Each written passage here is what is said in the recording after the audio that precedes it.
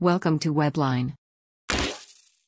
मूचन and चू car में जा रहे थे। मूचन कहता है कि अब तुमने उसे ऐसा भी क्या कह दिया कि वो शंघाई छोड़कर चली गई। तो चू कहता है कि ये बात तुम्हें जानने की कोई भी ज़रूरत नहीं है। ये सुनकर मूचन कहता है कि देखो, मैं तुम्हें सच कहूँ तो जिस तरह से तुम उसे देखती हो, तुम उसकी केयर करते हो, इसे प्यार ही कहते हैं। वो तुम्हें पसंद करती है। अगर तुम उसकी ओर इस तरह से नहीं देखते तो उसे अकेला छोड़ दो और हमेशा हमेशा के लिए उसकी ज़िंदगी से चले जाओ। चू कहता है कि तुम जो कहना चाहते हो वो मैं समझ रहा हूँ। मूचन कहता है कि नहीं, तुम समझ नहीं रहे हो। हुआन को सिर्फ तुम ही खुश रख सकते हो। तभी ही कार के बाहर ब्रिज के ऊपर चू को हुआन खड़ी मिलती है। तो वो कहता है कि गाड़ी यहीं पर ही रोको। चू को तो लग रहा था कि हुआन सुसाइड करने के लिए जा रही है, तो वो भागा भागा हुआ उसे आकर सीधा गले ही लगा लेता है। हुआन उससे दूर होकर कहती है कि तुम मुझे अच्छी तरीके से ट्रीट मत करो और मुझसे दूर रहो, क्योंकि मैं इससे ज़्यादा अब सहन नहीं कर पाऊंगी। ये सुनकर वो कहता है कि यहीं पर ही रुकना, भागना मत। इतना कहते ही वो उसे किस कर लेता है। दूर से मूचन ये सब कुछ देख रहा था। वो अपने मन में सोच रहा होगा कि चलो फाइनली अच्छा हुआ, इससे मेरी जान छूटी। यहाँ पर हुआन कहती है कि चू, तुमने मुझे किस क्यों किया। तो वो शर्माने लगता है। वो कहता है कि क्या अभी भी मुझे तुम्हें ये बताने की ज़रूरत है, तुम कितनी पागल हो। हुआन कहती है कि क्या। तो वो कहता है कि चलो डेट करते हैं। ये सुनकर हुआन अपने मन में सोचने लगती है कि क्या मैं कहीं कोई सपना तो नहीं देख रही ना, क्या ये सच में हो रहा है, क्या इसने सच में मुझे डेट के लिए पूछा। हुआन चू से कहती है कि जो तुमने अभी अभी कहा वो फिर से कहो ना। तो वो कहता है कि ओके, आई लाइक यू। ये सुनकर हुआन तो मानो जैसे आसमान में उड़ने ही लगती है। आगे ये दोनों होटल आ जाते हैं। चू कहता है कि तुमने अब अपना सामान भी बांध लिया है, तो तुम मेरे साथ घर वापस चलो। वो कहती है कि ओके। आगे वो शावर लेकर बाहर आ रही थी एंड चू से कहती है कि अब तुम जा सकते हो। जब चू शावर लेने के लिए चला जाता है तो वो अपने मन में सोचने लगती है कि क्या हम दोनों इसी कमरे में एक साथ रुकने वाले हैं। ये सोच सोच कर उसे नींद ही नहीं आ रही थी। चू शावर लेकर बाहर निकलता है एंड देखता है कि हुआन तो सो चुकी है। तो वो उसके पास जाकर सो जाता है। वो उसके माथे पर किस करता है, पर उसे पता लग जाता है कि हुआन तो अभी भी जगी है।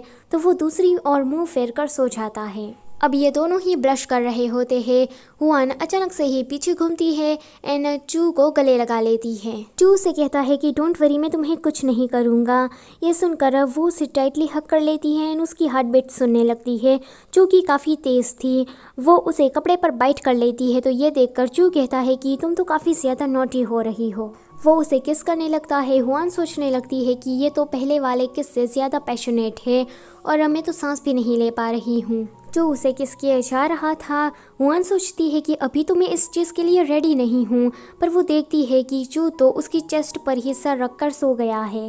ये देखकर वो कहती है कि मुझे खुश होना चाहिए या फिर दुखी होना चाहिए। अगले सीन में हम देखते हैं कि ये दोनों ही एयरपोर्ट पर होते हैं।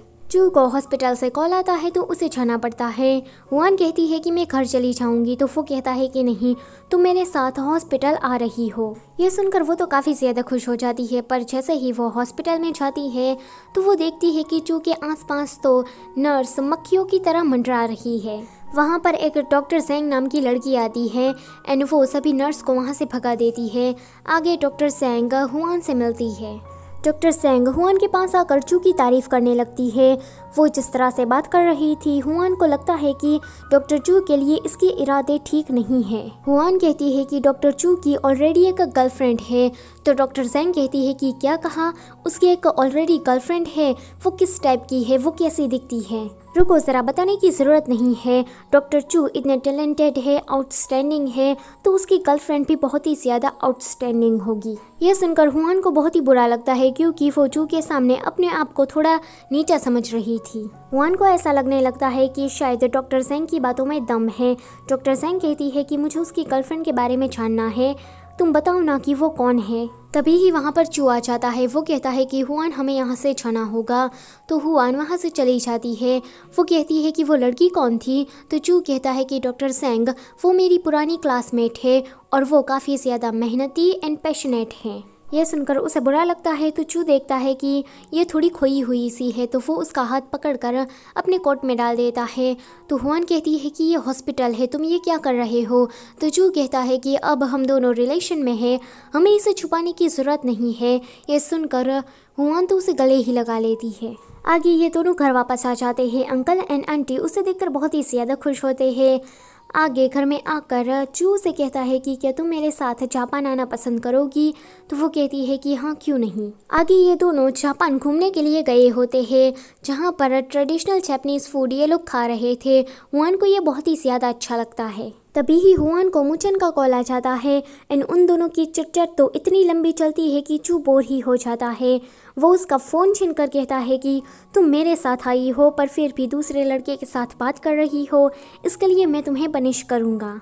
वो उसे किस करता है। मुचन को भी अंदाज़ा हो जाता है कि ये दोनों क्या कर रहे हैं, तो वो कहता है कि सॉरी मैं तुम्हें डिस्टर्ब कर रहा हूँ। सो ये वाला चैप्टर होता है यहीं पर ही ख़त्म। वीडियो अगर अच्छी लगी है तो प्लीज़ उसे लाइक करना और चैनल पर नए हो तो प्लीज़ उसे सब्सक्राइब भी कर देना। Thank you for watching.